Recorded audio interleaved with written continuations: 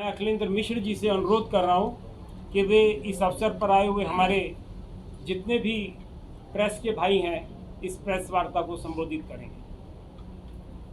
जटाटवीगलज्ज्वल प्रवाह पावितस्थले गलयवलम्बे लम्बिताम्बुजङ्गतुङ्गमालिकां डमट् डमट् डमट् डमन्निनाद बड्डमर्वयं चकार चंड तांडवम तनोतु नः शिवः शिवम्। ओम नमः शिवाय। भगवान शिव का ये स्तोत्र, शिव तांडव स्तोत्र रावण द्वारा विचरित है। रावण एक त्रिकालदर्शी महापंडित, ज्योतिषचार्य के महाविद्वान, 4 वेदों और 6 शास्त्रों के ज्ञान होने के कारण उनके 10 सर थे। ये बात बहुत कम लोग शायद जानते हों कि उनका 10 सर जो था वो 4 वेदों और 6 शास्त्रों के कारण था।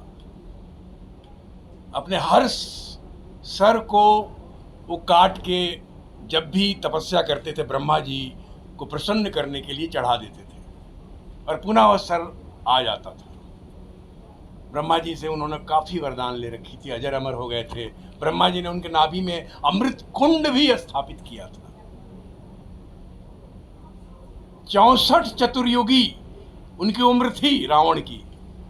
एक चतुर्युगी में 4 युग होता है, सतयुग, त्रेता, द्वापर और कलयुग। 64 चतुर्युगी आप समझ सकते हैं। जो बहुत सारी चीज़ें जो रामायण में और रामचरितमानस में नहीं है वो दक्षिण भारत के कुछ कम रामायण में और कुछ क्षेपक कथाओं में मिलती हैं ऐसी बातें कि रावण को ये पता था कि इक्ष्वाकु कुल के दशरथ के ज्येष्ठ पुत्र के रूप में भगवान विष्णु अवतरित होंगे, राम के नाम से जाने जाएंगे और वही मेरा कल्याण करेंगे। ये उनको पता था। इस तरह की बहुत सारी बातें हैं जो वो जानते थे, लेकिन वो ये भी जानते थे कि राम जब आएंगे तो राम लंका कैसे आएंगे, लंका कैसे लाऊं मैं, अपने राक्षस कुल का उद्धार कैसे करवाऊं, अपना उद्धार कैसे करवाऊं। रावण का वो चरित्र नहीं था जो रावण ने दुष्कर्म किया था, लेकिन रावण को लगा कि एकमात्र संसार का ऐसा दुष्कर्म है जो मैं अगर करूं तो भगवान श्री राम लंका आएंगे। ये क्षेपक कथाओं की बात कह रहा हूं मैं। और उसने वो दुष्कर्म किया, मां सीता का हरण किया, जबकि उसको पता था कि भगवान विष्णु के अवतार राम है और मां भगवती आदि शक्ति की रूप सीता है। पता था। रावण ने सीता मैया को छुआ तक नहीं था। जब उसने हरण की थी तो जमीन के साथ, अपने नाखून से जमीन के साथ उठाया था, मिट्टी के साथ। अशोक वाटिका में भी एक भी पुरुष नहीं थे, सबकी सब स्त्रियां थी, राक्षसनी थी, सबके सब। ऐसा चरित्र था रावण का। उसका एकमात्र मकसद था कि राम आए और राम हमारे राक्षस कुल का और हमारा उद्धार करें। और वही हुआ, वही हुआ। जब रावण मर रहे थे उस समय राम ने कहा कि जाइए लक्ष्मण को कि जाकर दीक्षा लीजिए, महापंडित है, महाब्राह्मण, महाज्ञानी, त्रिकालदर्शी। तो उन्होंने जो कुछ दीक्षा दी, जो बातें बताई लक्ष्मण को कि शुभ कार्य करने में तनिक भी देर मत करना, तत्क्षण कर देना, नहीं तो होगा नहीं।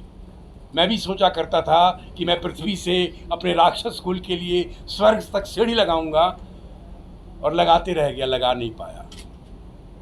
अपनी गुप्त बातें जो तुम करना चाहते हो कभी भी किसी को उजागर मत करना और कभी भी पर स्त्री पे दृष्टि मत डालना। ये रावण की तरफ से आज भी उतना ही प्रासंगिक है। रावण का ये कथन कि पर स्त्री पर दृष्टि मत डालना, मुझ जैसे ज्ञानी, मुझ जैसे त्रिकालदर्शी जो इंद्र को डांटता है, यहां से बैठे बैठे चंद्रमा को डांटता है, एक दुष्कर्म करने से, स्त्री का असम्मान करने से मेरा हश्र ये हुआ, तो फिर दुनिया का क्या हश्र होगा। ये आज के समाज में इतना प्रासंगिक है। मैं तो ये कहता हूं कि रावण के इस संदेश को रेखांकित करके, अंडरलाइन करके प्रसारित करना चाहिए कि रावण का यह संदेश है कि पर स्त्री पर दृष्टि डालना, कुदृष्टि डालना, वही हश्र होगा जो रावण का होगा। और तत्क्षण उन रावणों का जो समाज में आज घूम रहे हैं, उनका तत्क्षण वही हश्र कर देना चाहिए। तो इस तरह की बहुत सारी बातें हैं रावण के चरित्र में। मैं बोलूँ तो 4-5 घंटा बोल दूंगा, क्योंकि 2008 में जो रामायण बना था उसके लिए मैंने काफ़ी शोध किया था। क्योंकि मैं कोई भी चरित्र जब निभाता हूँ, सिनेमा हो, टेलीविज़न हो या थिएटर हो, तो उस पर पूरा विषय पे शोध करके, चरित्र पे शोध करके फिर मैं करता हूँ। तो उसी समय मैंने बहुत सारी छेपक कहानियाँ भी पढ़ी थी, जिसकी बातें मैं आप लोगों को बता रहा हूँ। तो ये सारी बातें हैं और मैं मंच पे पहली बार कर रहा हूँ।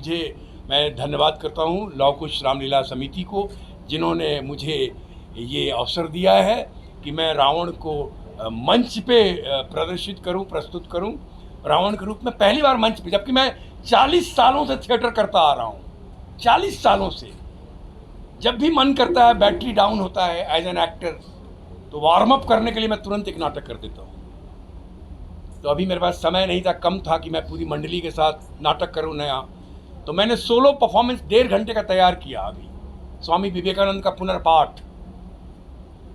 चूंकि रंगमंच के जो एक्टर हैं वो अपने आप का वार्म अप करते हैं थिएटर से ही, तो मैं रावण का किरदार रामलीला के इस मंच पे कर रहा हूँ। मैं जब यहाँ आके मंच देखा लाल किला के प्रांगण में कि 150 फीट लंबा और 75 फीट चौड़ा, और जो व्यवस्था देख रहा हूँ दर्शकों के बैठने की, अद्भुत है।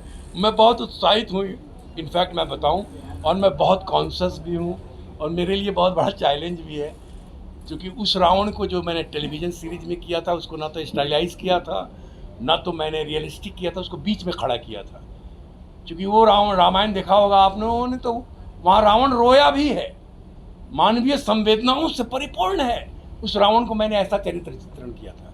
लेकिन यहाँ चूँकि मंच है तो यहाँ स्टाइलाइज करना पड़ेगा, और मुझे उम्मीद है कि मैं अच्छा करूँ। भोलेनाथ की कृपा होगी, भोलेनाथ करेंगे। और हमारे जो भी दिल्ली के दर्शक हैं, अच्छा दिल्ली वाले बड़े सौभाग्यशाली हैं कि परंपरागत ढंग से लव कुश रामलीला समिति जो है सो लाल किला के प्रांगण पे ये वर्षों से, मैंने जब इतिहास जाना, सुना मैंने मनीष के द्वारा कि भाई ऐसे ऐसे है, ऐसे ऐसे अर्जुन जी कर रहे हैं, पूरा ऐसे ऐसे होता आया है, तो मैं बड़ा खुश हुआ कि मैंने कहा बहुत बड़ी बात है।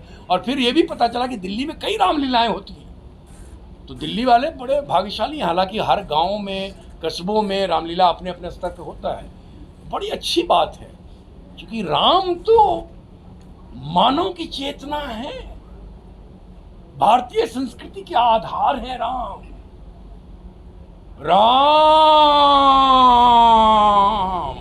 मूलाधार से सहस्रार्थ तक की यात्रा है राम। तो राम को जानना है, राम को पहचानना है। रामलीला के माध्यम से ही जितने लोग आकर देखें, राम को जाने, देखें, आग्रह यही है दिल्ली वासियों से कि आएँ, देखें और आनंद लें। तो एक डायलॉग सुना दीजिए। वो डायलॉग ही था अभी तक क्या डायलॉग का अर्थ क्या होता है? संवाद। मिस्टर रावण, एक चौपाई आप जो है उच्चारित कर दें, कोई चौपाई आपको याद हो रामायण की। कर्म प्रधान विश्व करी राखा, जो जस करी तसु फल चाखा, होई है वही जो ही राम रचि राखा। जय श्री